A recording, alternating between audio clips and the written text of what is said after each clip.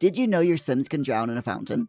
Actually, no, they can't. I just said that to make sure that you're paying attention. They can, however, drown in a swimming pool. Today, I'm revealing all the secrets about these 3 water features. Plus, I'm going to show you a hidden trick that lets you flood entire rooms. Yes, really. So grab a cuppa, fire up the Sims, let's get building. Let's bust the biggest myth first. Pools and fountains look similar, but they're totally different. In build mode, click on this pool and fountain icon, and you'll see 4 sections. We've got pools, pool trim, fountains, and fountain trims. Pools work just like walls. You click and drag to build any shape. You can use freeform to make a design of your choice, or you can pick one of these pre-made ones, including rounded pools. Here's a cool detail. Sims don't need ladders anymore to get in or out of swimming pools. Just this basic pool here is playable right away in your game. Here's where things get wild. Fountains may look like pools. If you drop down to the basement level, you'll see the truth. Pools are deep, full rooms, while fountains are just a shallow surface. Sims can swim in swimming pools, but they can't interact with fountains at all. Personally, I think that's a real shame because how cute would it be if your Sims could splash around in a fountain or you could use one as a toddler pool? The lack of interactable fountains aside, what if I told you that there is a way to add water to places that EA never intended? Now let's make a pond using the terrain tools. Go into terrain manipulation, pick the round brush, set it to soft and slow by using these 2 lower slides. And then you'll want to start digging your pond shape. Before you fill it with water, you'll want to use the smooth terrain tool. Trust me, doing this makes your pond look so much more realistic. So just go over and smooth out the terrain a little bit, inside and outside of the pond. And now you want to grab the water tool, which is down here on the bottom.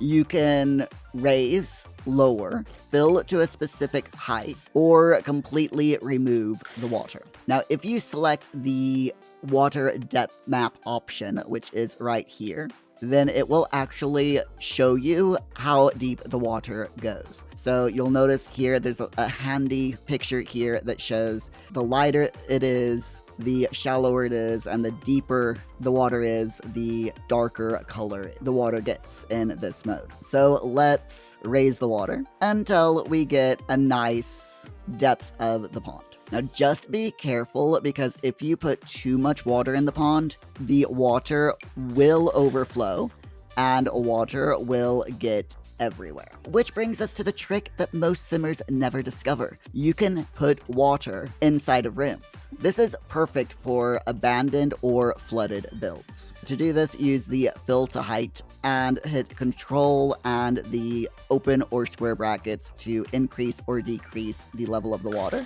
You can completely fill your rooms with water. So using this tool, even if you have windows, you can fill all the way up to the ceiling. Just be careful because if you try to get it too high, you'll notice that it glitches a little bit here. Now, I don't know if this works with doors, so let's find out. Let's just put a door here and try to fill this with water and see what happens. Now, I want to lower this so that it is nearly at ceiling height, and let's see. Okay, so you cannot have doors. If you fill this up with water, it just deletes the door. And if it's flooded, the game will not let you put any doors on the walls at all. So if you want to flood your home, you can do so, but your Sims are not going to be able to access the space. Again, because I'm curious, I want to see if toggling the Move Objects cheat on will allow you to put the door on if the room is flooded. And again, no, it does not. Okay. So after a little bit of trial and error, I have found that if you have a sim in an upper room with some stairs leading down into the water, if you put a platform underneath the stairs and going beyond the stairs, your sim can now go down the stairs and You can have them play in the water, look for frogs in the water. If the water was deep enough, you could have them bathe. You could build a house, if you wanted to, that had a little bit of water in it, or a room, a lower room like a basement that was partially flooded. And as long as you had this platform here for you so that your Sims could actually access, they can get down to the water and have a little bit of fun. Continuing on from that, right now your swimming pool, your fountain, and your pond are probably looking quite a bit sad. Now let's fix that. So going back in pools and fountains, we can add trims. Pool trims create a nice clean border around your pool, while fountain trims add a bit of a raised edge around the fountain. You can also use pond trims around your fountain if you want a flat edge around the fountain as well, but you cannot use fountain trims around your pools. For ponds, you want to use your landscaping. So if you go into outdoor water decor, you can actually find water styles, pond objects, fountain decorations, and pond effects. I would suggest starting off using your outdoor plants. Shrubs, grasses, and water plants will make everything feel natural around a pond. A bit of a pro tip, do not decorate every side, because real ponds will often have a little bit of a bare bank for fishing or frog hunting, and if you decorate all the way around the edges, your Sims will not be able to access the pond at all. So I've mentioned water decor very briefly. You can find it here in the UI. You have this log and cattails. Hover over it, says outdoor water decor. In this menu, you can find loads of things. You can change the water type and the color. The more packs you have, the more options that you're going to get. So if you want like a really gross, swampy swimming pool, for example, you can totally do that.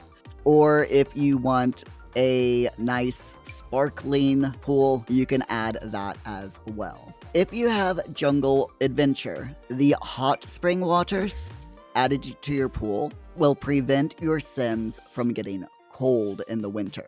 That means winter swimming without having to worry about your Sims freezing to death while they're in the water. And if you don't have this pack yet and you want to pick it up for the Hot Springs water, please use my creator code MerelySims on the EA app. Doing so supports the channel and means the world to me. So thank you so much. Next up, we want to look at pond objects. Many of these will work on your swimming pool and even on dry ground, although they might look a little bit odd if you do so.